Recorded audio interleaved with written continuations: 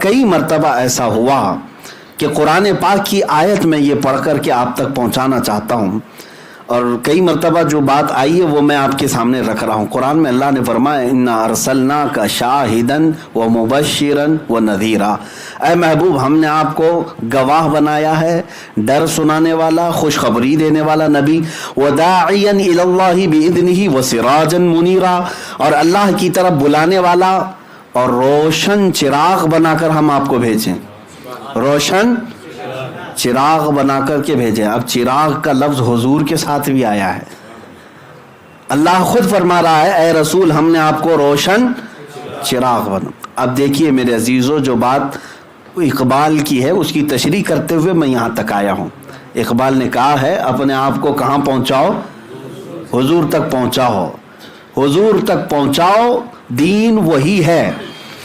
اب مثال کے طور پر ہم بجھے ہوئے چراغ تھے، ہم بجھے ہوئے چراغ تھے، ہمارے اندر روشنی لانی تھی تو کہاں قریب کرنا چاہیے؟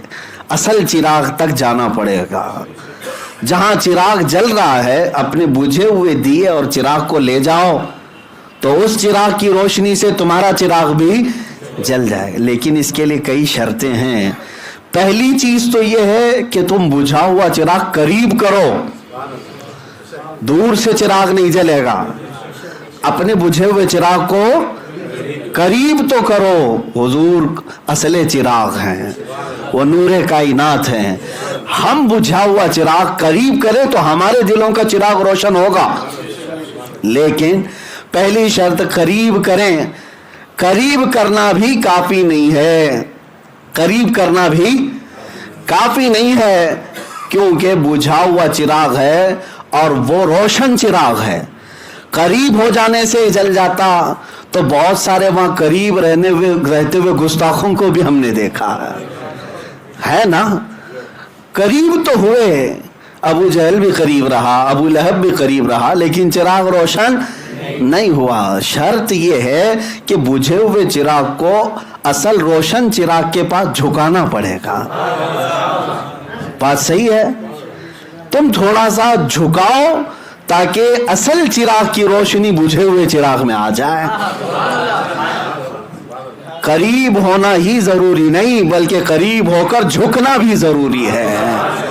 ہاں بہت سارے قریب تو ہوئے اور اکڑ کر کھڑے رہے، اور جو حضور کی ذات کے سامنے اکڑ کر کھڑا رہا وہ بجھا کا جلا ہی رہ گیا، اس کا چہرہ بھی جلا رہ گیا، پورا دین بھی جلا رہ گیا اور کبھی روشنی آ نہیں سکی۔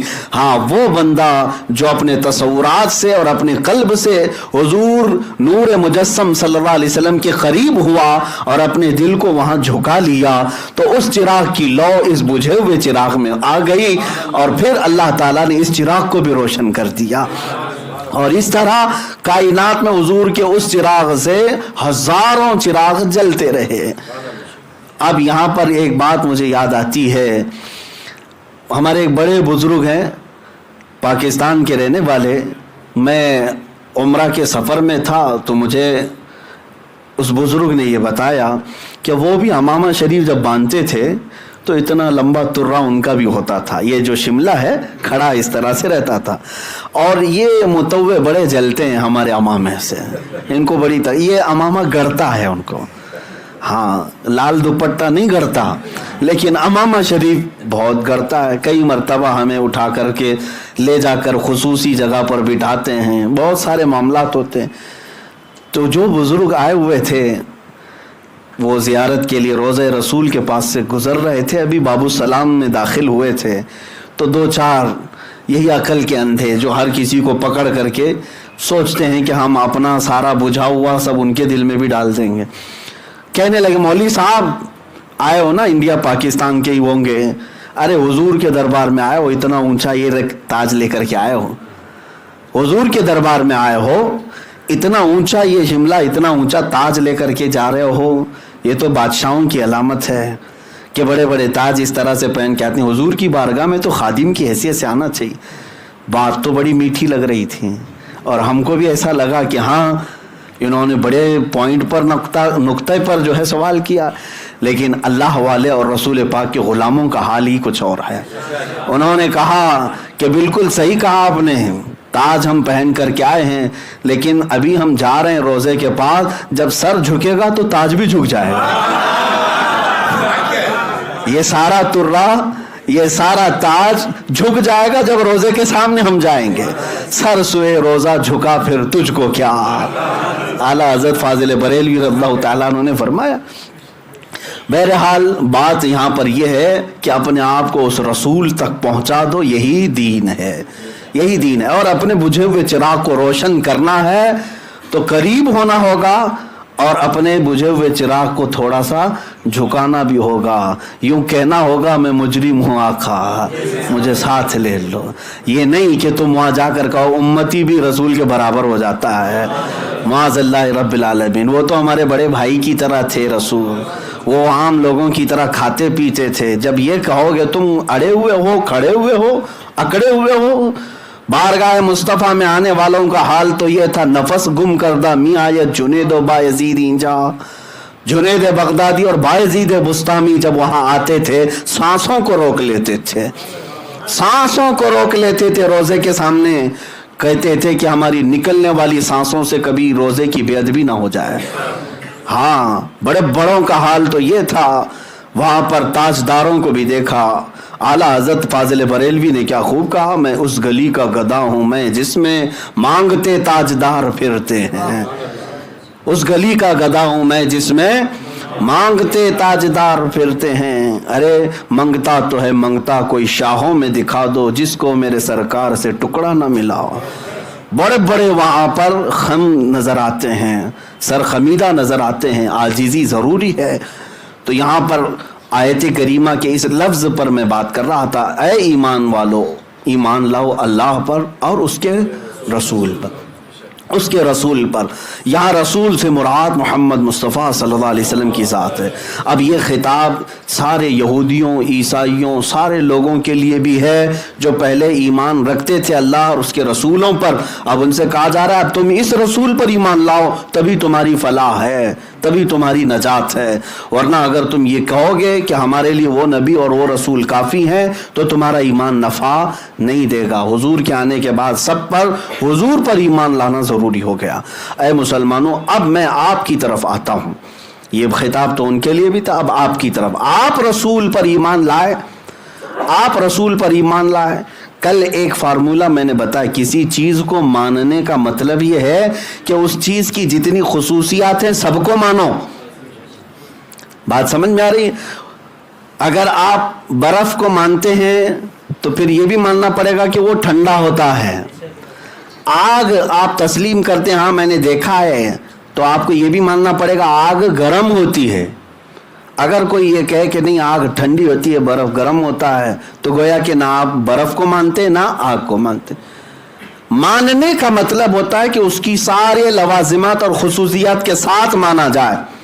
اذا ثبت الشیء ثبت بلوازمہ، قاعدہ ہے جب کوئی چیز ثابت ہوتی ہے تو اس کے اپنے لوازم کے ساتھ ثابت ہوتی ہے. ورنہ خالی ہاں آپ یہ کہتے ہیں انسان کو میں جانتا ہوں اور میں تسلیم کرتا ہوں کہ ہاں انسان ہوتا ہے لیکن 4 پیر والا ہوتا ہے. تو میاں تم نے تو انسان دیکھا ہی نہیں، انسان دیکھا ہی نہیں، 4 پیر والا کہاں سے دیکھا آپ نے؟ تو انسان کی جو خصوصیات ہے اس کے ساتھ تم مانتے ہو تو ٹھیک ہے، ہم کہیں گے ہاں انسان کو مانتا ہے. اب بات رسول کی ہے، رسول پر اب ایمان لانا ہے تو ویسا رسول مانو جیسا رب تعالیٰ کی مرضی ہے، ایسا نہیں جیسے چلے والوں کی مرضی ہے. رب تعالیٰ کی مرضی ہے. قرآن میں اس رسول کے متعلق فرمایا عزیز علیہ ما عنتم حریص علیکم بالمؤمنین رؤوف الرحیم. وہ رسول ہے تمہارے پاس جس کو تمہارا تکلیف میں پڑنا دیکھا نہیں جاتا، رؤوف ہے، رحیم ہے. اس رسول کی صفات ہے. اور اللہ تعالیٰ نے علم کے متعلق اس رسول کے متعلق فرمایا وَعَلَّمَكَ مَا لَمْ تَكُنْ تَعْلَمْ. اے رسول ہم نے آپ کو ساری چیزیں سکھا دی جو کچھ آپ نہیں جانتے تھے.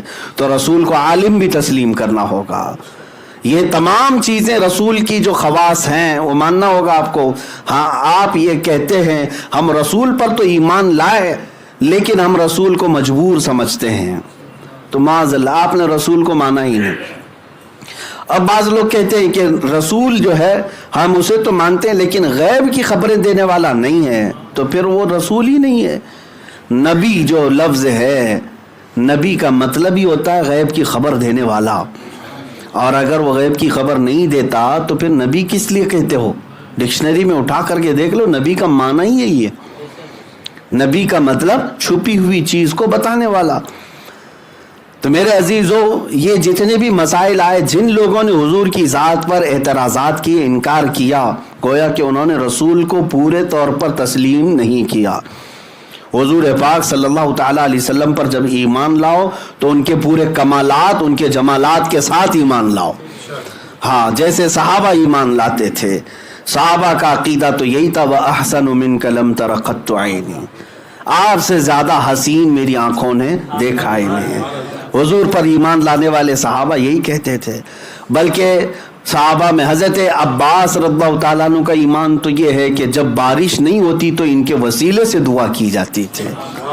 ہاں، حضور پاک صلی اللہ تعالیٰ علیہ وسلم کے چہرے پاک کے وسیلے سے دعا کی جاتی، بارش آ جاتی۔ اب 1400 سال کے بعد بہت ساری چیزوں کے اختلافات دیکھنے کو آ گئے۔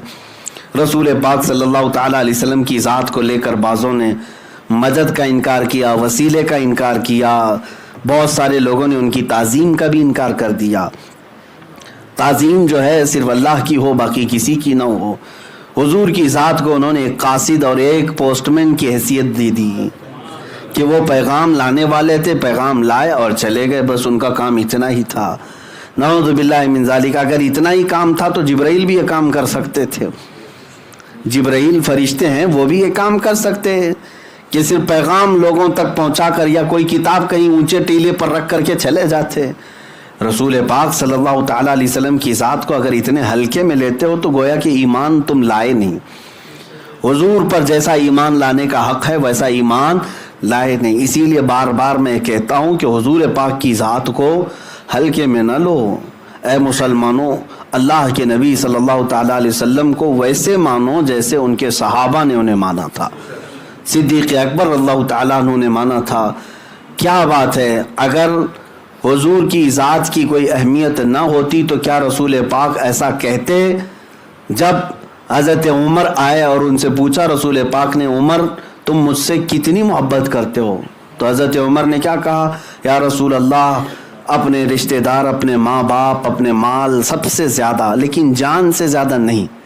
تو رسول پاک صلی اللہ علیہ وسلم نے فرمایا، عمر ابھی تمہارا ایمان مکمل نہیں ہوا۔ اگر حضور کی ذات کی اہمیت نہ ہوتی تو کیا حضور ایسا کہتے؟ ہاں، باقی سب تو تم نے مان لیا ہے سب سے زیادہ۔ جب حضرت عمر نے کہا یا رسول اللہ، اب گواہی دیتا ہوں کہ اپنی جان سے زیادہ آپ سے محبت کرتا ہوں، میرے مصطفیٰ کریم صلی اللہ علیہ وسلم نے فرمایا، اب عمر تمہارا ایمان مکمل ہوا۔ بمصطفیٰ برساں خیش کے دین ہما اوست، اپنے آپ کو حضور تک پہنچاؤ، یہی دین ہے۔ ہاں، الا لا ایمان لمن لا محبت لا۔